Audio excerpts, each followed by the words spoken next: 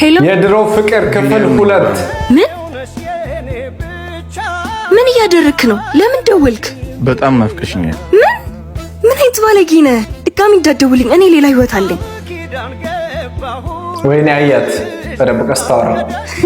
ቃልዬ ምን ሆነሽ ነው? ምንም ዝም ብዬ ነው።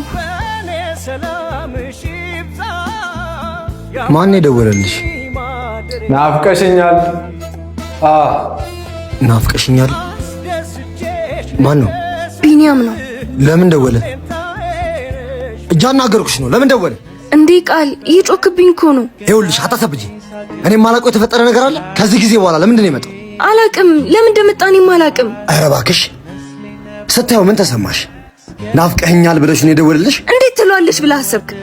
ድጋሚ እንዳይደውልና ከራሴ በላይ የማፈቅረው ሰው እንዳለ ነው የነገርኩት። ታዲያ ተደብቆ ማውራት ምን ይሉታል? ፊት ለፊት እንዴት ላውራ? አንተ አስብኝ ነው። አይመስለኝም። ብዙ ያልጨረሹ ነገር ያለ ይመስለኛል። ከሱ ጋር እየጠረጠርከኝ ነው? እሱን ፈጣሪ ነው የሚያውቀው። መጠርጠር ክፍል 3 ይቀጥላል።